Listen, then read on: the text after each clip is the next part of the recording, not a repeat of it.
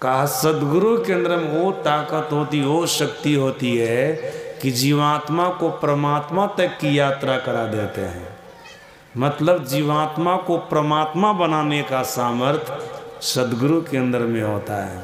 बशर्ते मनुष्य को, जीव को सदगुरु के प्रति समर्पण का भाव रहना चाहिए, समर्पण का भाव रहना चाहिए।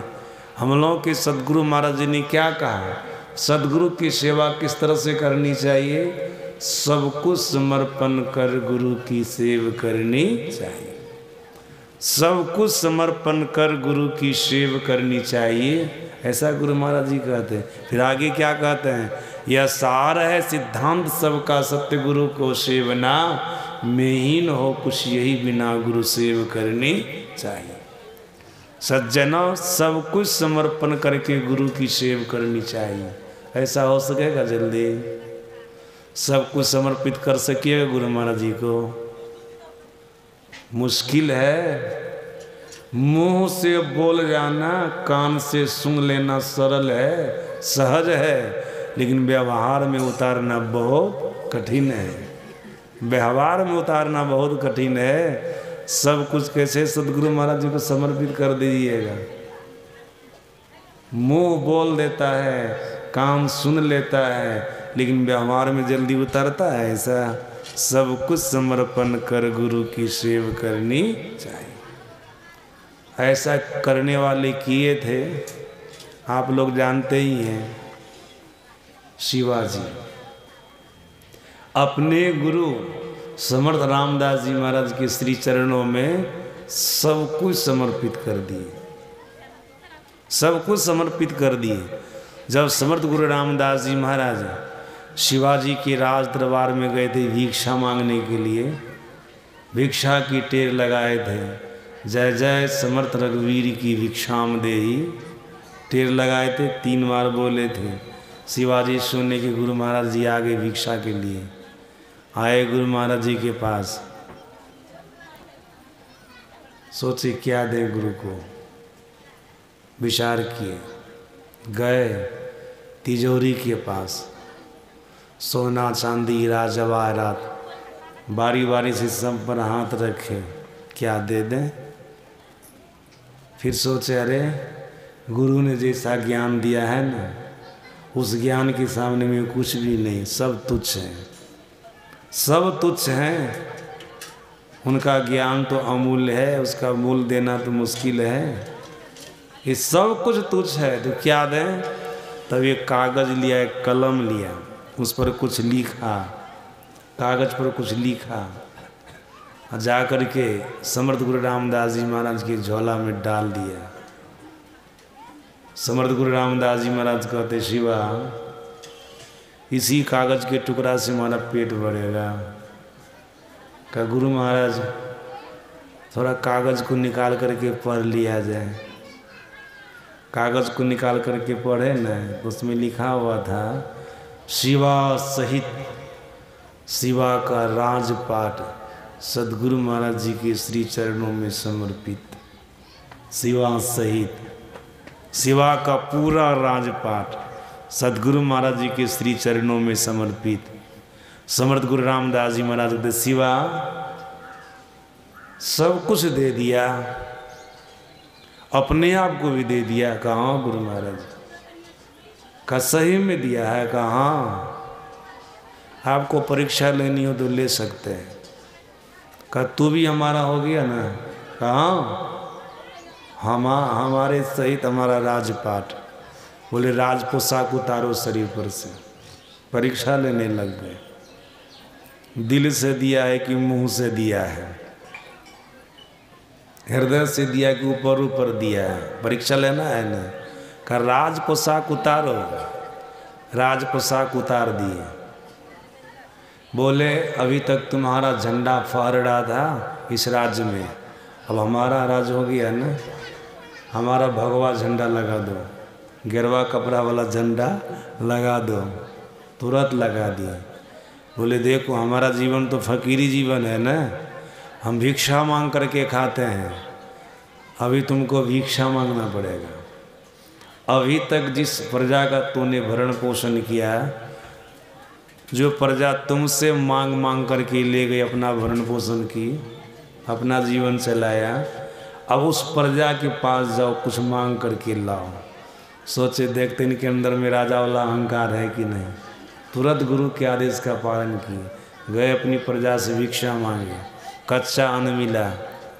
समर्थ गुरु रामदास जी महाराज ने कहा अभी तक तो भोजन नहीं बनाया है, आज पहली बार भोजन बनाओ, हमको खिलाओ, तुम भी खाओ। शिवाजी वैसा किए, भोजन बनाए, कभी जीवन बनाए थे? कच्चा पक्का जो हुआ गुरु का आदेश पर बना दिए। समर्थ गुरु रामदास जी महाराज को खिलाए, अपना भी खाए, बर्तन बासन मले। तब क्या कहते समर्थ गुरु रामदास जी महाराज, शिवा राजपाट तो सब हमारा ना हो गया, तू भी हमारा हो गया ना? कहाँ गुरुदेव, इसमें कोई संशय नहीं, सब कुछ मैं आपको दे दिया, सब कुछ आपका है। तब समर्थ गुरु रामदास जी महाराज कहते हैं, शिवा राज संचालन करने का ज्ञान हमको नहीं है, हमारा राज्य समझ करके तू राज का संचालन करो।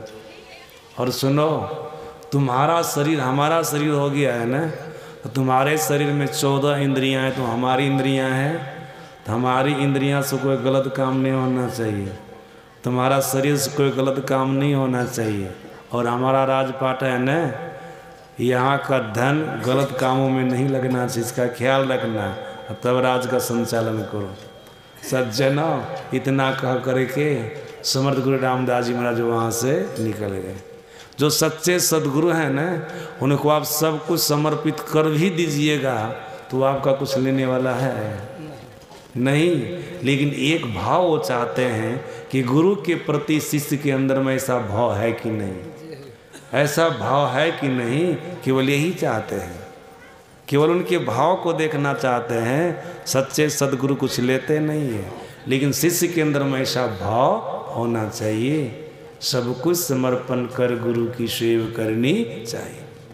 सज्जन दादू दयाल जी महाराज के लिए आप लोग सुने होंगे सत्संग में कभी, ये अपने गुरु जगजीवन साहब के आश्रम में रहते थे, गुरु के लिए बोलते रहते थे, तन भी तेरा, मन भी तेरा, धन भी तेरा, तेरा पिंड प्राण, बोलते रहते थे।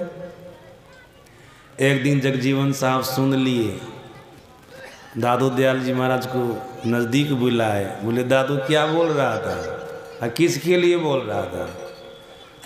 दादू दयाल जी महाराज ने कहा गुरुदेव आपके लिए बोल रहा था, और ये बोल रहा था तन भी तेरा, मन भी तेरा, धन भी तेरा, तेरा पिंड प्राण। कहा दादू सब कुछ तो हम ही को दे देगा, अपने लिए कुछ भी नहीं रखेगा? कहा गुरु महाराज जी हम अपने लिए रख लिए। जगजीवन साहब कहते कहाँ रखा तू अपने लिए? तन दिया, मन दिया, धन दिया, पिंड प्राण सब दे दिया, तो तुम्हारे लिए रहा क्या? दादू दयाल जी महाराज क्या कहते, गुरुदेव जो मैं अपने लिए रखा हूँ ना वो बोलता नहीं हूँ, वो गुप्त धन है ना, उसको बोलता नहीं हूँ। तब जगजीवन साहब कहते एक बार उसको भी बोल दो, जो तू अपने लिए रखा है ना उसको भी तुम बोल दो। तब कहते गुरु महाराज सुरवे से बोल देते हैं, तब वाक्य बनेगा, सुरवे से बोल देते हैं। दादू दयाल जी महाराज कहते गुरुदेव तन भी तेरा, मन भी तेरा, धन भी तेरा, तेरा पिंड प्राण, गुरुदेव सब कुछ तेरा, तू है मेरा, यह दादू का ज्ञान। गुरु महाराज सब कुछ आपका है, लेकिन आप हमारे हैं, यही है ना, यही नॉलेज होना चाहिए। जिसको हम सब कुछ देंगे तो उनसे हम लेंगे क्या? याद रखिए, जिस सदगुरु को सब कुछ दीजिएगा ना उसको आप अपना लीजिए, उसको आप अपना लीजिए, उसको ले लीजिए। तो जिनको सब कुछ दिए और उन्हीं को आप ले लीजिएगा तो आपको किसी चीज़ की कमी रहेगी। यही न ज्ञान होता सत्संग में, यही नॉलेज होता है। दीजिए तो सब कुछ गुरु महाराज जी को, सब कुछ समर्पण कर गुरु की सेवा करनी चाहिए। दे दीजिए सब कुछ, लेकिन ले लीजिए सदगुरु को, सदगुरु को ले लीजिएगा तो किसी चीज़ का अभाव आपके जीवन में नहीं होगा। यह है समर्पण। इस तरह से सच्चे सद्गुरु के श्री चरणों में शिष्य को अपना पूरा जीवन समर्पित करना चाहिए, सब कुछ समर्पित करना चाहिए, सब कुछ। शास्त्र कहता, महापुरुष कहते हैं जो ऐसे सच्चे सद्गुरु को सब कुछ समर्पित करता है न शिष्य, उनकी भौतिक उन्नति के साथ साथ आध्यात्मिक उन्नति होती है। भौतिक उन्नति के साथ साथ आध्यात्मिक उन्नति होती है। उनको संसार में किसी चीज़ की कमी नहीं रहती है। वो जो चाहता है सो हो जाता संसार में। जिस तरह से जीना चाहता उस तरह से वो जी लेता है संसार में। भौतिक उन्नति होती है उनकी, साथ साथ आध्यात्मिक उन्नति भी होती है। आध्यात्मिक उन्नति मतलब सत्कर्मों को करने में उसका मन लगता है, सत्संग करने में उसका मन लगता है, ध्यान करने में उसका मन लगता है। इतना ही नहीं, अपने भीतर में 5 तत्वों के 5 रंगों को देखता है। सज्जनों, बिजली के छटक को देखता है, तारा देखता है, चंद्रमा देखता है, सूरज देखता है, समझ गए ना। संपूर्ण ब्रह्मांड को देखता है। फिर अनहद नादों को सुनता है, अनाहत नादों को सुनता है। इतना ही नहीं, अनाहत नाद के बदौलत अपनी पहचान करता है, परमात्मा को पहचानता है। ये आध्यात्मिक उन्नति है। शास्त्र कहता, महापुरुष कहते हैं, जो सच्चे सद्गुरु की शरण में जाकर जीव सब कुछ समर्पित करके उनकी सेवा करता है, उनके बताए मार्ग पर चलता है, भौतिक उन्नति के साथ साथ आध्यात्मिक उन्नति है। 2 प्रसंग कहूँगा तब मैं अपनी वाणी में विराम दूंगा, सुनिएगा बढ़िया से आप लोग। महर्षि संत सेवी परमहंस जी महाराज अपने प्रवचन में एक प्रसंग बराबर कहा करते थे। भागलपुर में एक गरीब सत्संगी थे। वे सद्गुरु महाराज जी के पास कुप्पा घाट आश्रम बराबर आया करते थे।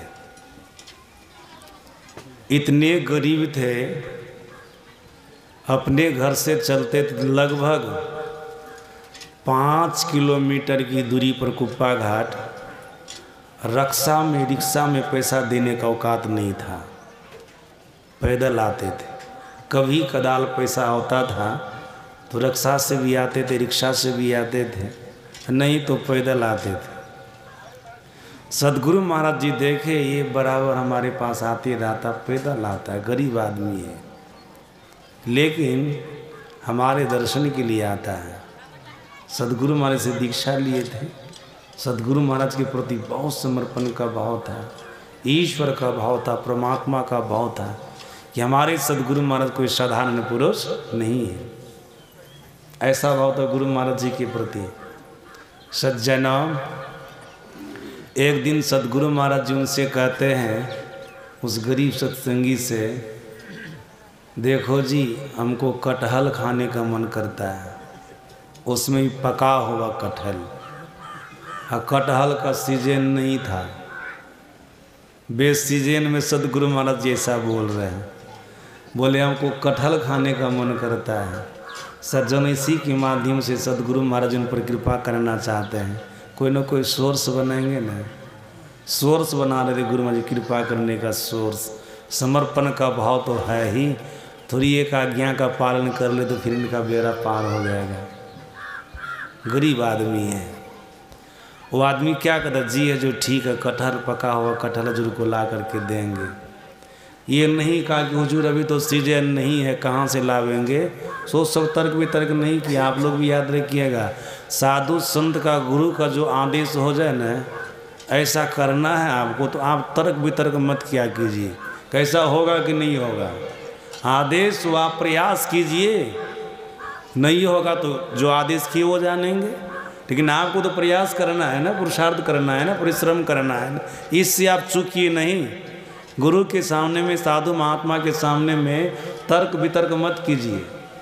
बिल्कुल आदेश हुआ ना, केवल वो काम कीजिए। क्या कहता है, ठीक है हजूर, पका हुआ कटहल लाकर के हजूर को देंगे। गए घर, अपने पुत्र को बोले कि जाओ सब्जी मंडी जाओ या फल वाली मंडी जाओ, पका हुआ कटहल मिले तो ले आओ, सदगुरु महाराज जी को कुप्पा घाट पहुंचाना है। गए उनके पुत्र सब्जी मंडी फल मंडी भागलपुर में, पका हुआ कटहल खोजे, कटहल नहीं मिला। याद रखिएगा, जिनको बोले हैं वो प्रयास करेंगे तब न कटहल मिलेगा। कृपा तो करेंगे सदगुरु महाराज जी उनके ऊपर न, जिनके ऊपर कृपा करनी है उनको न काम करना है। गुरु महाराज जी जिनसे मांगे हैं उनको स्वयं से प्रयास करना चाहिए। बेटा को भेजा, कटहल नहीं मिला, सोचे कि सीजन तो नहीं है, भागलपुर में मिलना बहुत मुश्किल है। संजोग से भागलपुर से कोई कलकत्ता जा रहे थे, उनके अपने जान पहचान के लोग, तो उनको बोले आप कलकत्ता जा रहे हैं, कलकत्ता बहुत बड़ा शहर है, तो जाइए वहाँ पर अगर आपको कटहल मिलेगा न, पका हुआ कटहल, तो ले लीजिएगा। सदगुरु महाराज जी पका हुआ कटहल मांगे हैं, ले लीजिए, गुरु महाराज जी को देना है। तो उनके भी मन में चलो गुरु महाराज जी मांगे हैं। गुरु महाराज जी की महिमा को भी जानते थे कि महर्षि में परमहंस जी महाराज एक पहुँचे हुए संत हैं। बोले ठीक है, हमारा अपना काम हो जाएगा ना, फिर आपके कटहल को खोजूंगा, मिल जाएगा तो ज़रूर लेकर के आऊँगा। वो गए कलकत्ता, वो अपना काम किए, फिर कटहल पका हुआ कटहल खोजने लग गए, तो उनको भी कलकत्ता में कटहल नहीं मिला। लौट कर के आए भागलपुर, बता दिए कटहल कहाँ मिला वहाँ पर, अभी तो पका हुआ कटहल का सीजन नहीं है, कैसे मिलेगा, कैसे मिलेगा। तब वो आदमी कहता है सदगुरु महाराज तो हमसे न कटहल मांगे थे, हम पहले दूसरे आदमी को भेजते हैं, जैसे तैसे लोग को भेजते हैं, हम अपना से तो प्रयास नहीं किए हैं, हमको अपना से प्रयास करना चाहिए। सज्जन अपने घर से निकले भागलपुर सब्जी मंडी, सोचे पहले सब्जी मंडी देखते फिर फल मंडी में देखेंगे। गए न सब्जी मंडी, तो वहाँ पर क्या देखते हैं, एक व्यक्ति बोरा से ढक करके कुछ रखे हैं। देख लिया अपना से गए तो क्या हो रहा है, बोरा से ढक करके रखे। उनसे पूछे क्या है बोरा के अंदर, तो क्या कहता, इसके अंदर पका हुआ कटहल है। श्री सदगुरु महाराज की। आज अपना से गए तो पका हुआ कटहल मिलने गया, अपना से। इनको विश्वास था सदगुरु महाराज जी पका हुआ कटहल मांगे हैं तो है तब ना मांगे हैं, नहीं रहता तो थोड़े मांगते। संत तो त्रिकालदर्शी होते हैं, तीनों कालों की बातों को जानने वाले होते हैं, उनको सब पता होता है, तब मांगे हैं। हमको अपना से प्रयास करना चाहिए, किए तो मिल गया ना।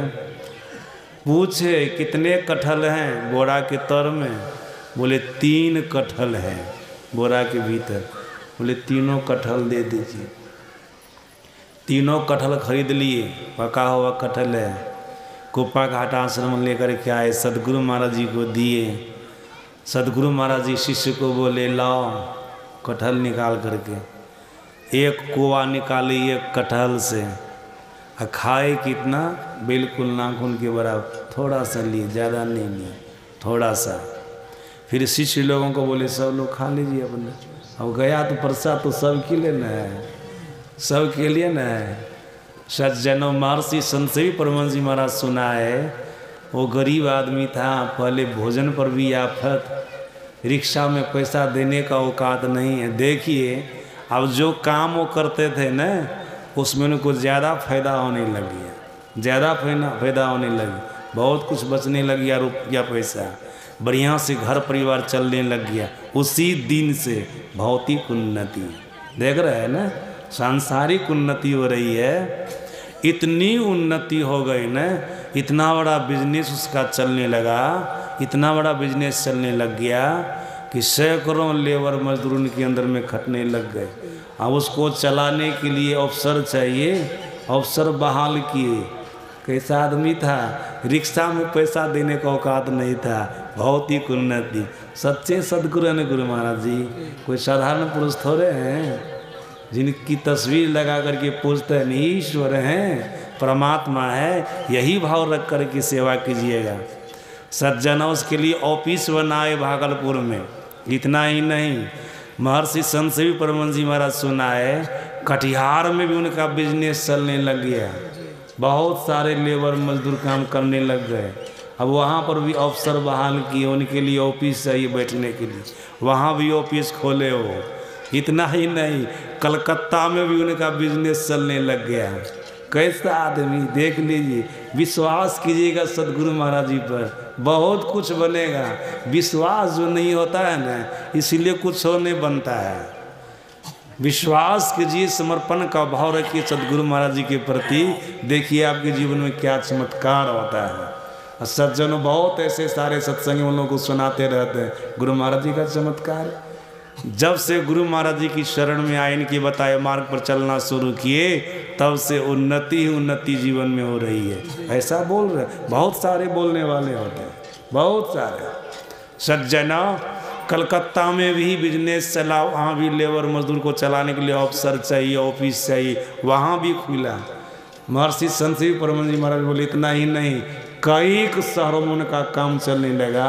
सब जगह ऑफिस को खोले, अफसर को बैठाए, उनका बिजनेस चले। अभी भी चल रहा है, अभी भी चल रहा है। और वैसे पहले तो 3 कटहल दिए तो 3 जगह तो बढ़िया से ऑफिस बन गया, भागलपुर में, कटिहार में और कलकत्ता में। और फिर इसके फौ में तो ढेरी बन गया, ढेरी बन गया। कई शहरों में उनका घर मकान बन गया। ये है भौतिक उन्नति। सदगुरु की शरण में जाइएगा तो भौतिक उन्नति होगी। संसार का सुख, संसार का साधन, संसार की सुविधा आपको मिलेगी। बढ़िया घर मकान, बढ़िया कपड़ा लत्ता, बढ़िया भोजन पानी, बढ़िया सवारी आपको मिलेगी। सज्जनों, संसार में जीने का जो सुख साधन होना चाहिए ना, वो सारे सुख साधन आपको प्राप्त हो जाएंगे। ये है भौतिक उन्नति। और आध्यात्मिक उन्नति के लिए आप सोचिए, मैं आपको बता रहा हूँ। सज्जनों, पहले तो समाज में सुना ही न दिया आध्यात्मिक उन्नति क्या है। सत्कर्मों को करने में मन लगेगा, ध्यान सत्संग करने में मन लगेगा। अब भीतर में क्या क्या देखिएगा सब सुना दिए ना। याद रखिएगा, कभी किसी चीज़ का अहंकार नहीं कीजिएगा। अगर ऐसा होने लग जाए, अहंकारी नहीं बन जाएगी, अब तो हम बहुत कुछ हो गए, हम अपने भीतर में बहुत कुछ देखने सुनने लग गए, हम सत्कर्म सत्संग ध्यान करने लग गए, अब क्या है। ऐसा अहंकार होगा तो फिर आप दूसरे का अपमान करेंगे, गुरु रुष्ट हो जाएंगे, सब कुछ आपका गायब हो जाएगा। इसलिए अहंकारी बनने का प्रयास नहीं करना है। गुरु महाराज जी ने कहा है ना, अहंकार से सब कुछ भी से। जिन्हीं के अंदर में अहंकार आ जाता है, किसी भी बात से अहंकार आ जाता है, उसका विनाश हो जाता है। सज्जना, हम लोगों के यहाँ भारतवर्ष में एक ही नाम के 2 संत हो गए। बुल्ले शाह, नाम जानते हैं ना बुल्ला शाह का? कुंदन बाबा के पिताजी तो बढ़िया से जानते होंगे। असली सत्संगी है ना, आप लोगों में बहुत सारे असली सत्संगी भी हैं जो कभी सत्संग ध्यान को नहीं छोड़ते हैं, और कुछ ऐसे भी हैं जो कभी कभी सत्संग में आते हैं। वो असली की गिनती में नहीं, वो नकली की गिनती में। लेकिन जो कभी नहीं छोड़ते ना सत्संग ध्यान को, सत्कर्म को, वो असली की गिनती में। जो भी हैं आप लोगों में से सज्जना, एक ही नाम के 2 संत हो गए बुल्ले शाह। एक मुसलमान घर में हो गए और एक हिंदू घर में हो गए। हिंदू घर में जो बुल्ले शाह हुए, उनके गुरु का नाम यारी साहब। सज्जना, मुसलमान के घर में जो बुल्ले शाह हो गए, उनके गुरु का नाम हजरत इनायत साहब। हजरत इनायत साहब, तिनका प्रसंग मैं आप लोगों को सुना देता हूँ। बुल्ला शाह अच्छे साधक थे और धनवान भी थे, विद्वान भी थे, पढ़े लिखे थे, साधना भी बढ़िया से करते थे, अपने भीतर में प्रकाश को देखने वाले साधक थे, अनहद नादों को सुनने वाले साधक थे, परमात्मा की विभूतियों का दर्शन करने वाले साधक थे। एक बार ये अपने यहाँ कोई उत्सव किए, उस उत्सव में बहुत सारे संबंधियों को आमंत्रित किए, साथ साथ अपने गुरु हजरत इनायत साहब को भी आमंत्रित किए। और संजोग देखिए, जिस दिन उनका उत्सव था उसी दिन हजरत इनायत साहब को कोई ज़रूरी काम लग गया।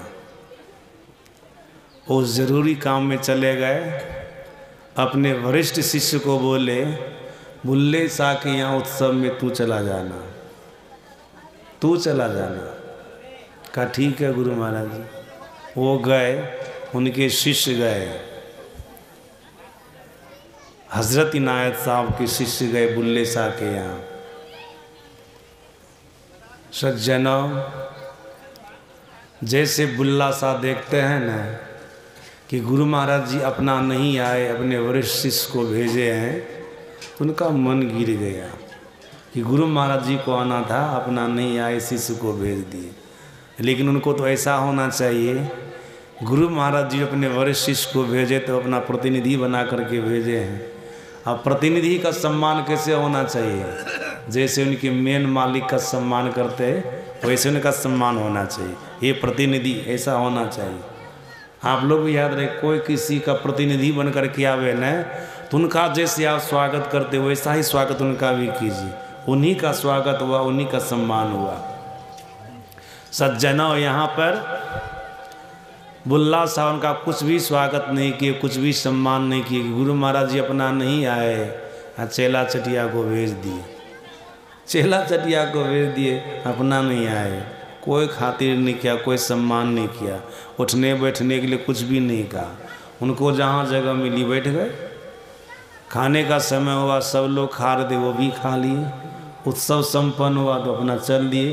देखो बार ऐसा नहीं बोले कि कहाँ जा रहे, रात रह जाइए, होता है ना।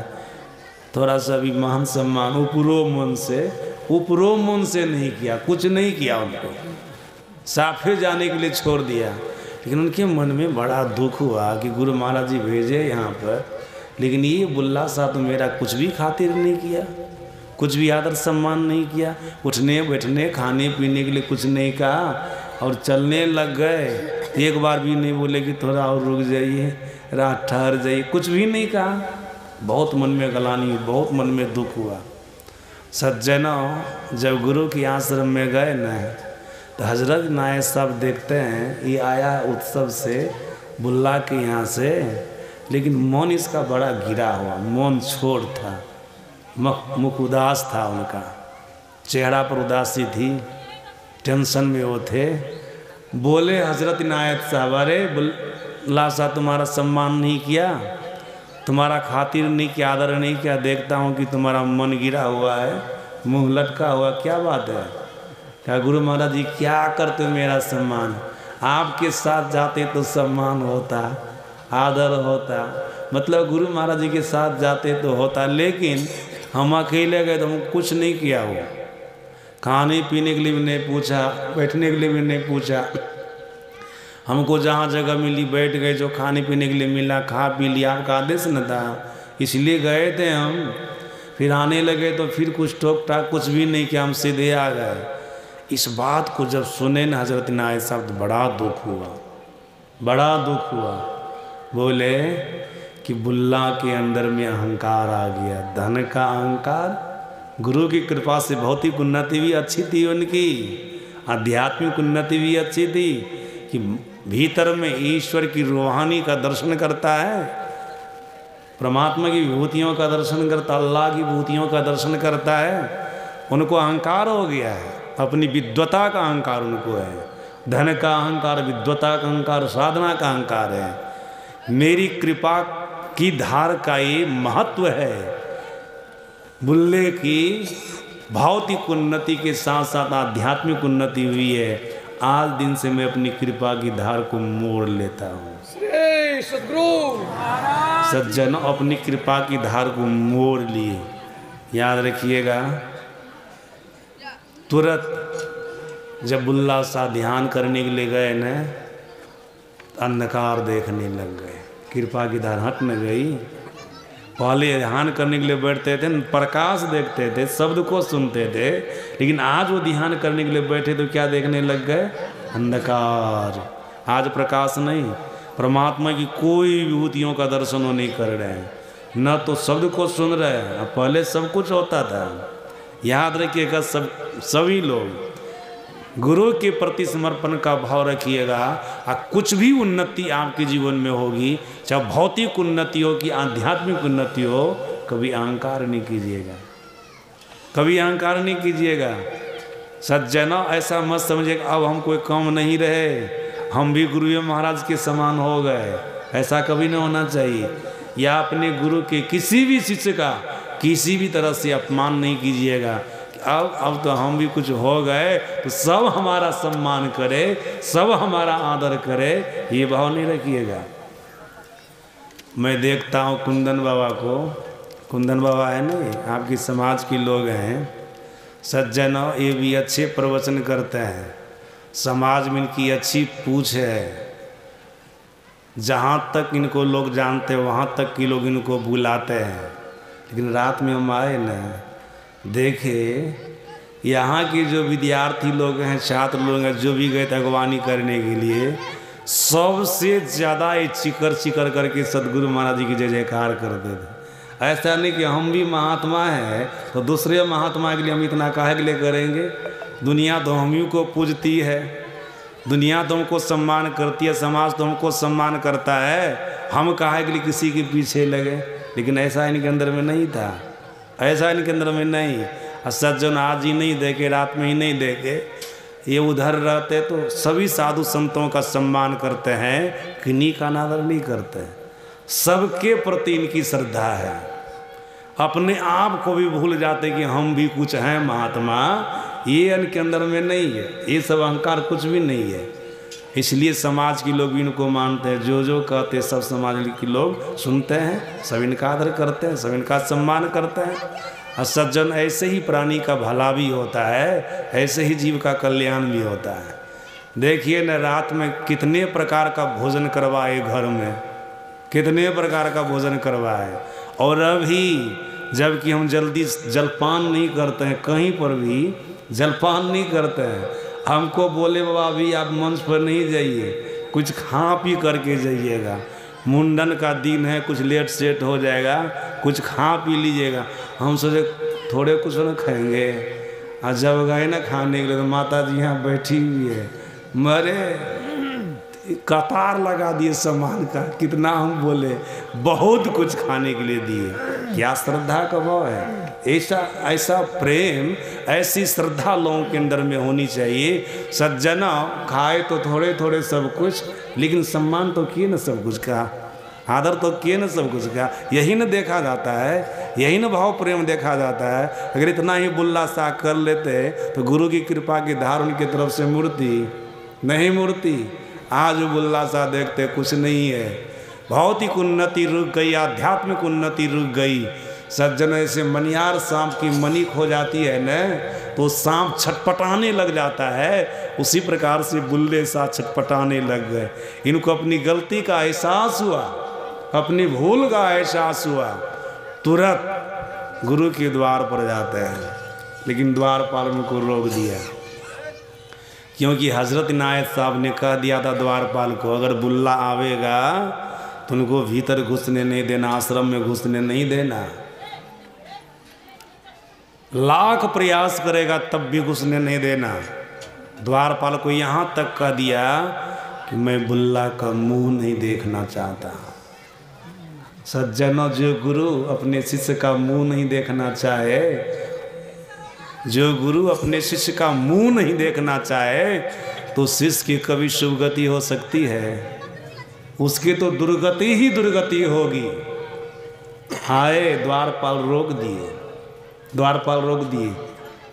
लाख प्रयास किया, जाने नहीं दिया। अंतिम में द्वारपाल क्या कहता है, हजरत इनायत साहब गुरु महाराज जी का कहना है कि बुल्ला का मैं मुंह नहीं देखना चाहता, इसलिए आपको मैं भीतर जाने नहीं दूंगा, आपके मुंह को देखना नहीं चाहते। उसी समय उनकी दोनों आंखों में अश्रु की धारा आ गई। अरे इतनी बड़ी भूल, इतनी गलती कि गुरु हमारे मुंह को नहीं देखना चाहते हैं।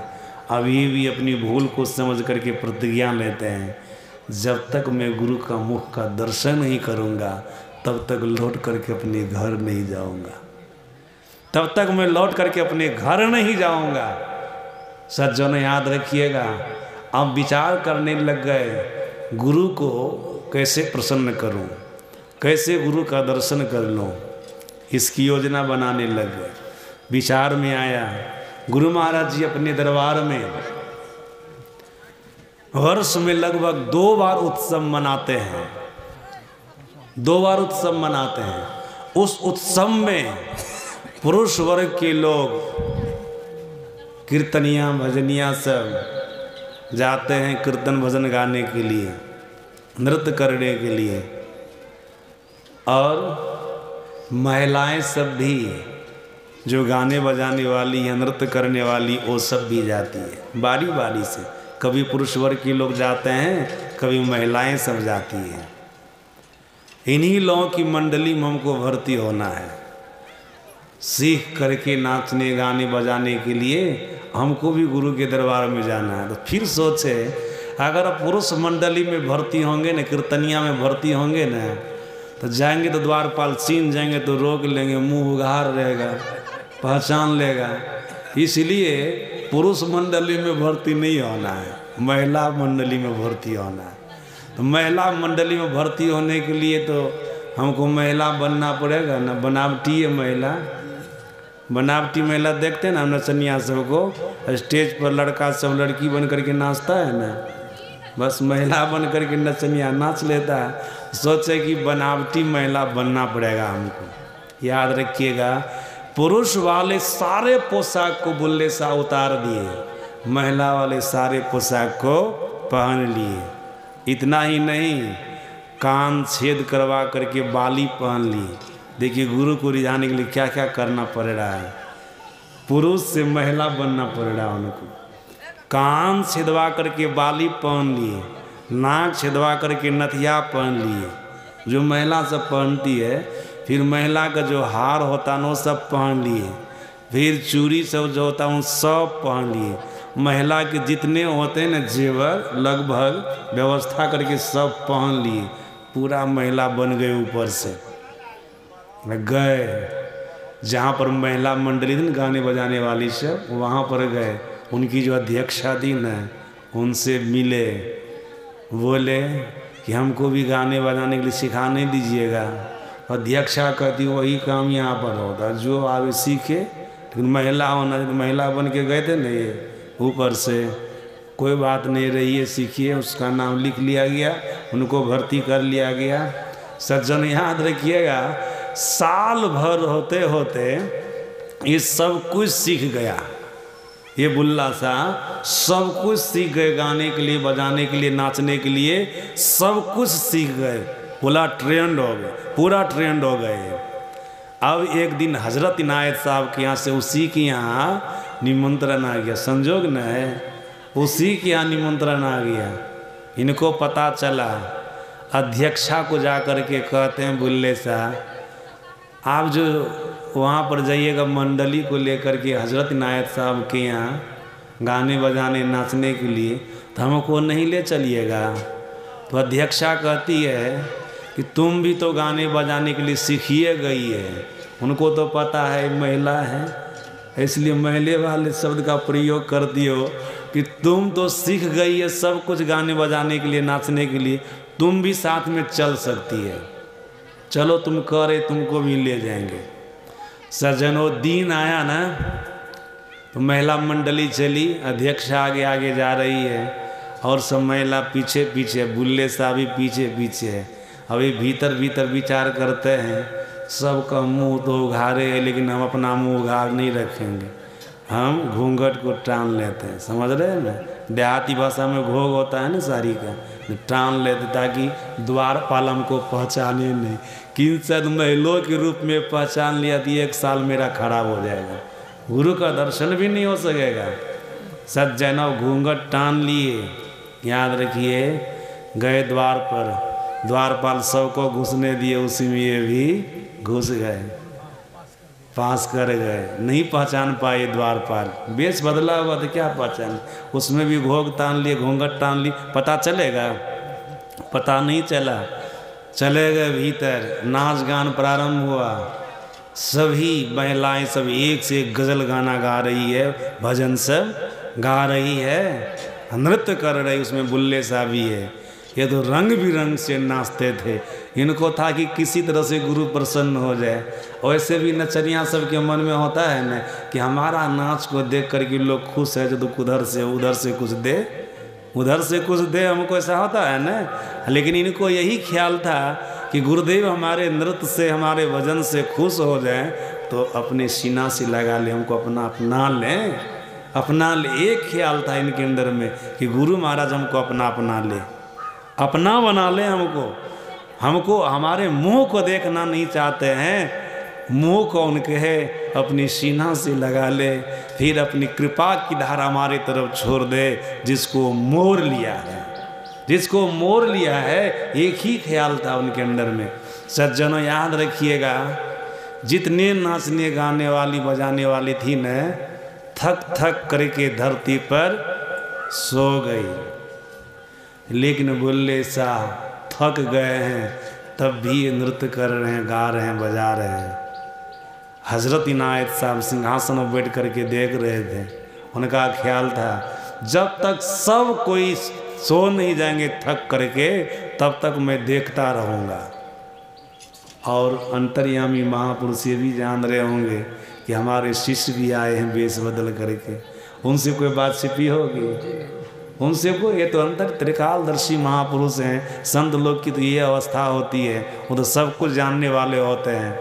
सज्जना, ये बार बार बुल्ला सा नीचे गिरते हैं थक करके, फिर उठ करके एक से एक गज़ल गाते हैं, भजन गाते हैं, नृत्य करते हैं। अब हजरत इनायत साहब देखते ये कौन है,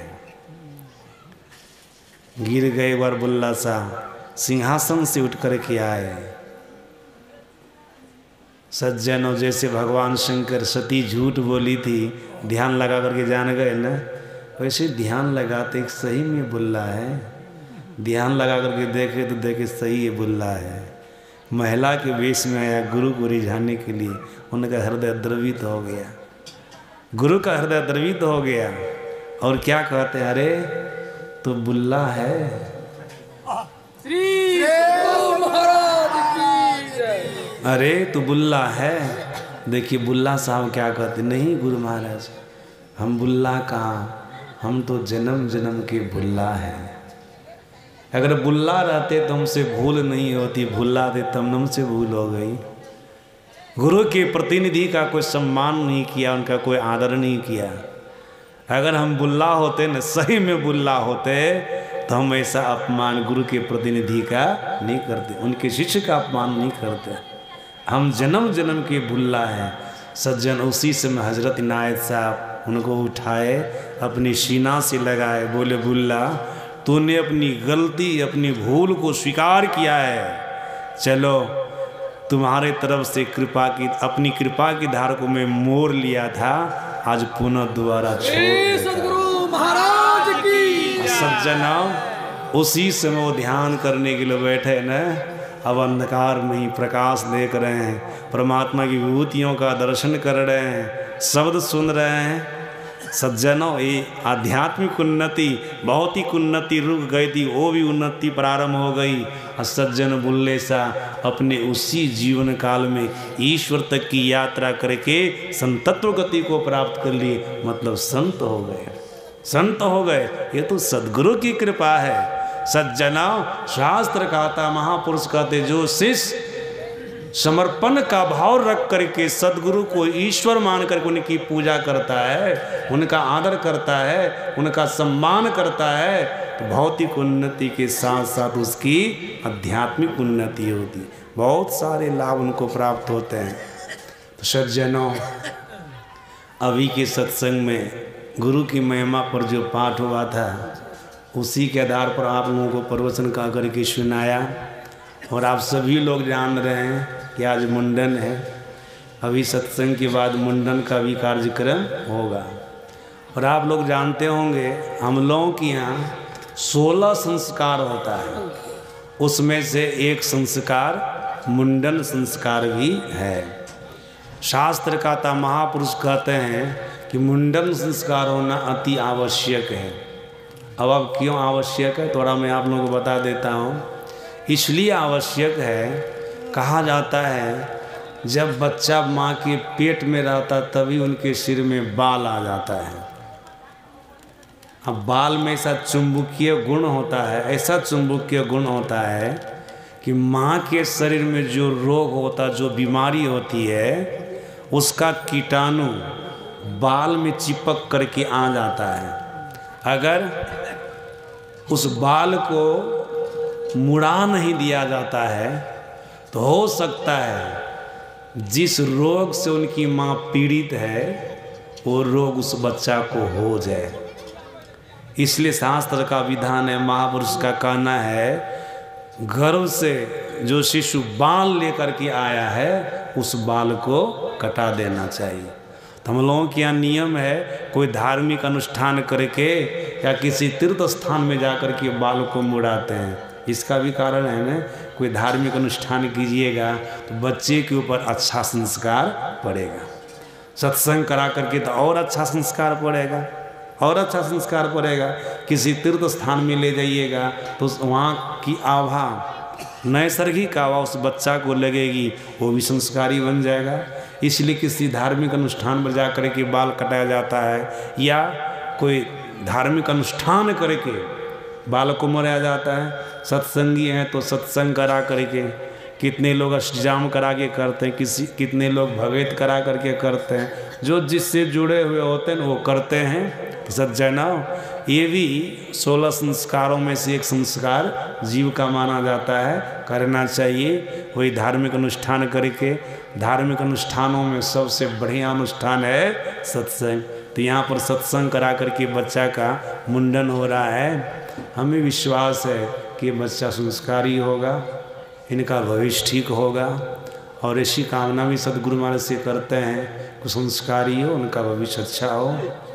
बोलिए प्रेम से महाराज की जय। बच्चा का ना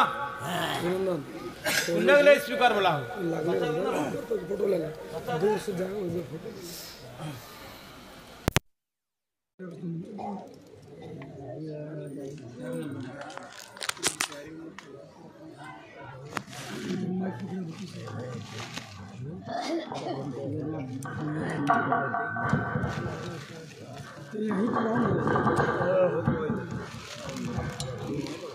श्री सदगुरु महाराज जी की जय। बच्चों को लेकर मंच में मुंडन के लिए हम तैयार हो जाए। श्री सदगुरु महाराज जी की जय। हम लोग से थोड़ा देर और बैठे रहे, समय तो बहुत